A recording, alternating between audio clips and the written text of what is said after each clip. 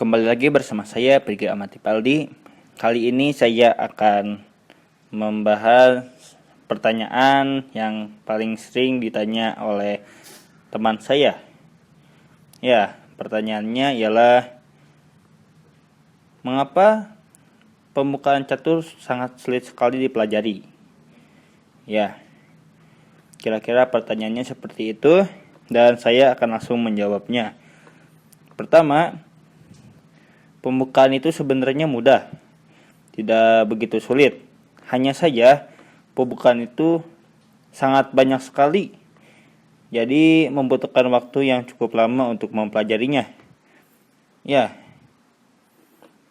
di ibarat kita sekarang orang dewasa mempelajari pelajaran SD.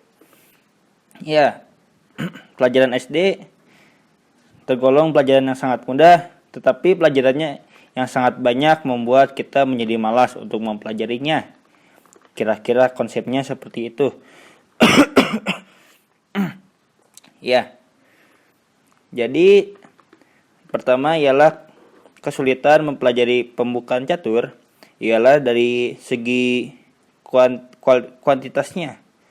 Jadi di sini kita harus dituntut mempelajari pembukaan catur yang sedemikian banyaknya. Sedangkan otak kita hanya terbatas mempelajari beberapa pembukaan. Ya, manusia normal seperti kita pasti sangat sulit mempelajari pembukaan yang sampai ribuan banyaknya. Bahkan sampai puluhan ribu kalau dihitung dengan sub-sub variasinya atau sampai ke akar-akarnya. Ya, jadi kalau dihitung-hitung pembukaan kalau dihitung-hitung di sini dalam gerakan pertama pun ada banyak sekali kemungkinan putih untuk bergerak.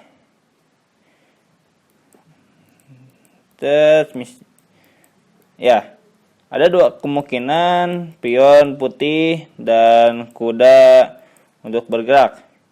Jadi kalau dihitung-hitung ada 20 kemungkinan putih untuk menggerakkan pionnya. Dan hitam pun sama. Jadi di sini kemungkinan putih dan hitam untuk membuka permainan kira-kira ada 400 kemungkinan. Ini baru dua gerakan pertama. Jadi kemungkinan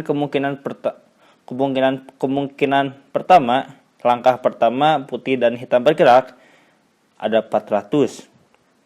Ya, hitung-hitungannya 20 putih kali 20 hitam, 400. Itulah yang menyebabkan mengapa pembukaan catur sulit dipelajari. Tetapi sebenarnya kita tidak perlu mempelajari semua gerakan seperti ini. Misalnya gerakan seperti ini. Tidak, kita tidak perlu mempelajarinya. Maksudnya ialah ada beberapa jalur yang disebut mainline. Mainline ini ialah jalur utama yang paling sering dimainkan oleh banyak orang. Dan kita sebagai pemula dengan dapat mempelajari mainline tersebut.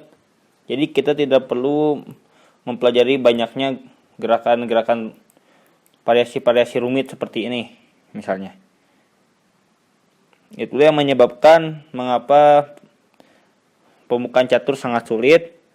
Yang kedua ialah sebagai contoh misalnya kita memainkan E4 E5 misalnya. Gerakan sipil seperti kuda F3 misalnya. Banyak sekali jawaban yang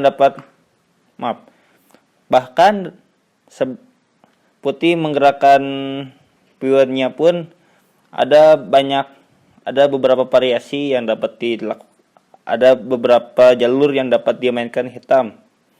Dan sayangnya setiap jalur tersebut memiliki nama. Yang itu yang menyebabkan pembukaan catur sangat sulit. Misalnya Sebagai contoh misalnya menggerakkan pion ke sini Skandinavia, pion ke sini Sicilian, misalnya itu apa ya? Ya misalnya ke sini French Defense, misalnya pertahanan Prancis, atau misalnya ke sini misalnya Alekin Defense atau Modern Defense. Banyak sekali pembukaan catur, nama-nama pembukaan catur.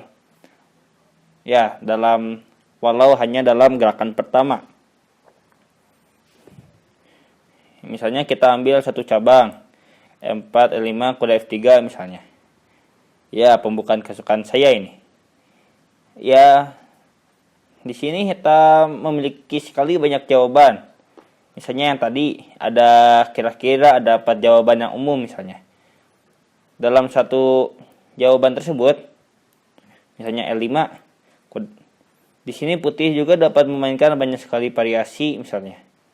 Bisa memainkan center game, makan pion, atau memainkan Danish Gambit misalnya, atau memainkan Vienna Gambit atau King Gambit misalnya, atau normal misalnya kode F3, atau pembukaan gajah bishop opening, dan banyak sekali variasi.